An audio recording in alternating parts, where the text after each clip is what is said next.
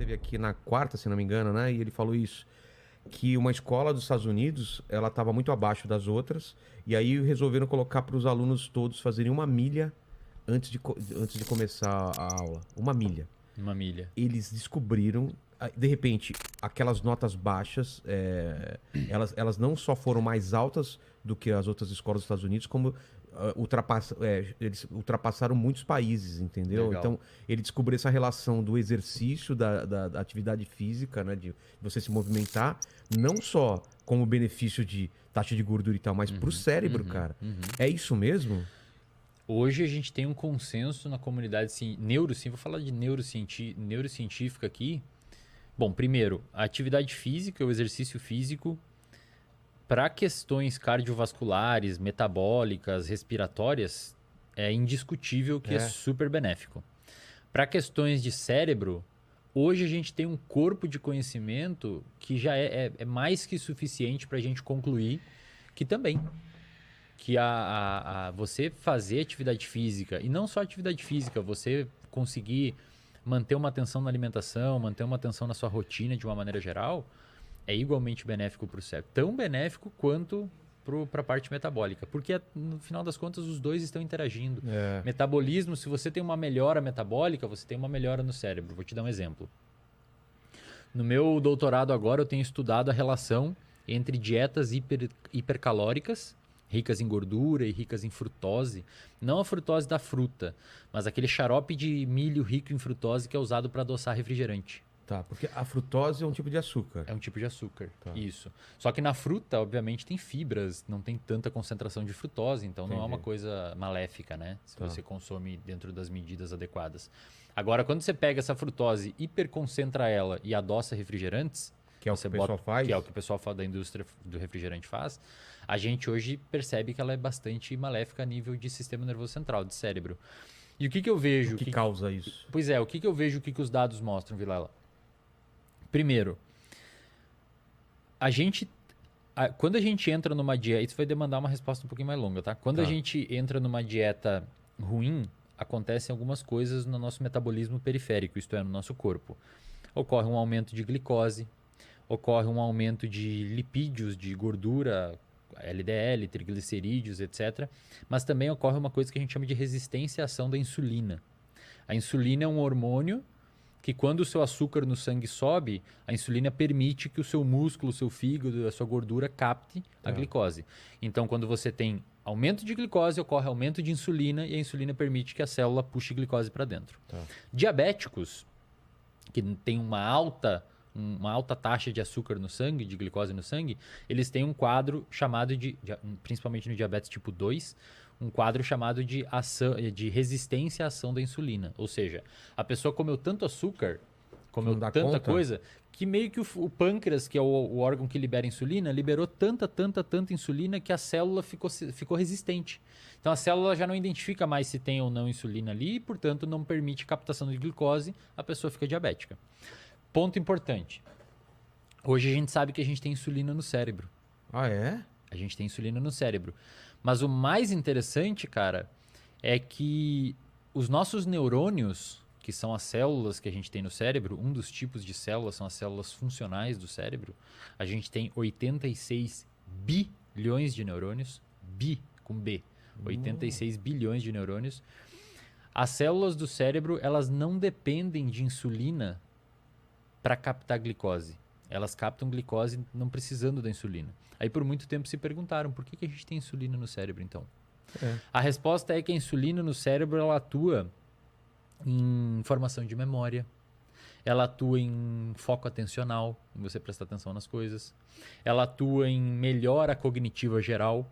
Tudo isso é necessário para você passar numa prova, como a Tala falou lá dos estudantes.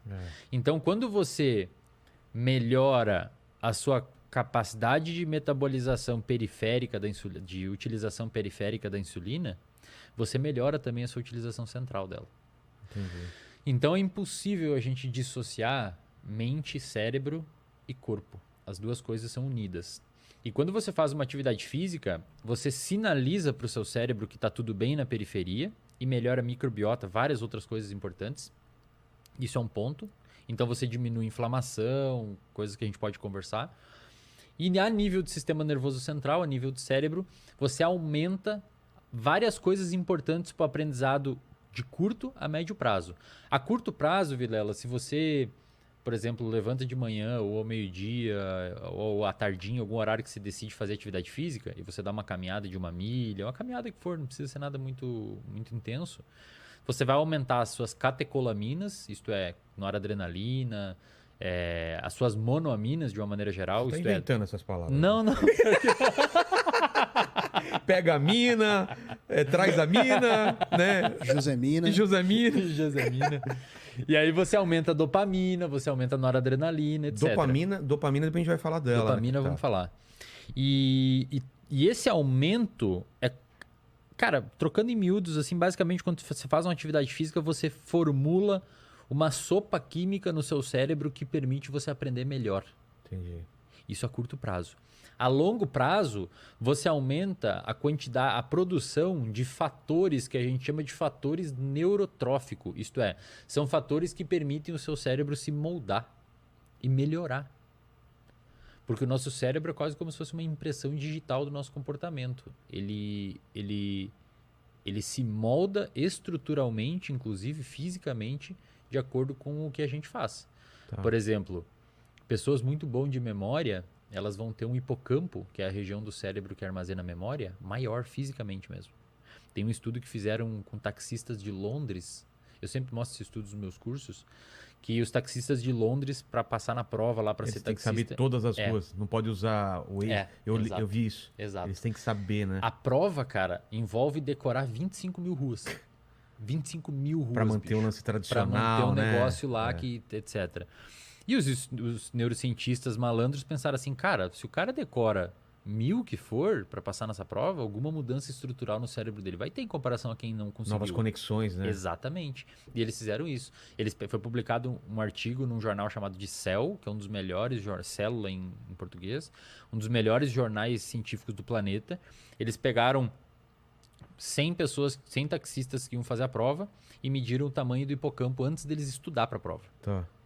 E depois deles estudar e fazer a prova, eles pegaram essas 100 pessoas e de novo olharam o tamanho do hipocampo. Chuta, aqueles que passaram na prova, e só os que passaram na prova, tiveram um aumento do hipocampo. O hipocampo aumentou um pouquinho. Porque provavelmente é meio que hipertrofiou. É como se fosse o músculo quando você faz academia. O seu cérebro ele dá uma aumentadinha devido a um número maior de conexões. E o mais interessante desse estudo é que aqueles taxistas que reprovaram na prova, o hipocampo não aumentou. Ou seja, parece que você precisa de fato que o seu cérebro mude para você conseguir ter uma melhora funcional no que você quer que seja. Então, quando você pega essa galera, voltando lá ao comentário do Atala, quando você pega essa galera e coloca eles fazer atividade física, 1 milha que seja, cara, você está permitindo E é caminhando, né? Caminhar 1 milha é uma coisa aparentemente simples, exatamente. né? Cara, Só isso já faz uma diferença. Muito, muito. Você está permitindo que o corpo melhore, você está permitindo que o cérebro aumente esses neurotransmissores a curto prazo e a longo prazo o hábito vai se formando e aumente esses fatores neurotróficos que permitem... Você está basicamente dando um boost no organismo dessa pessoa. É quase que um hack. Você está... É fora do comum assim, o quanto isso é benéfico, cara. E o oposto também acontece, Vilela. Tem bons estudos que mostram essa área que eu tô investigando agora de dieta e memória e depressão e tal. Cara, por muito tempo a gente imaginou que era necessário vários meses, se não anos, ou pior, era necessário você ter uma modificação fisiológica para a dieta fazer mal a nível de memória, humor e tal. Esses tempos saiu um estudo numa revista chamada de PLOS ONE, mostrando que 4 dias tomando um café hipercalórico, é um café que eles davam milkshake com sei lá o quê, um café super hipercalórico, 4 dias de café hipercalórico foi suficiente para prejudicar o armazenamento de memória de estudantes saudáveis.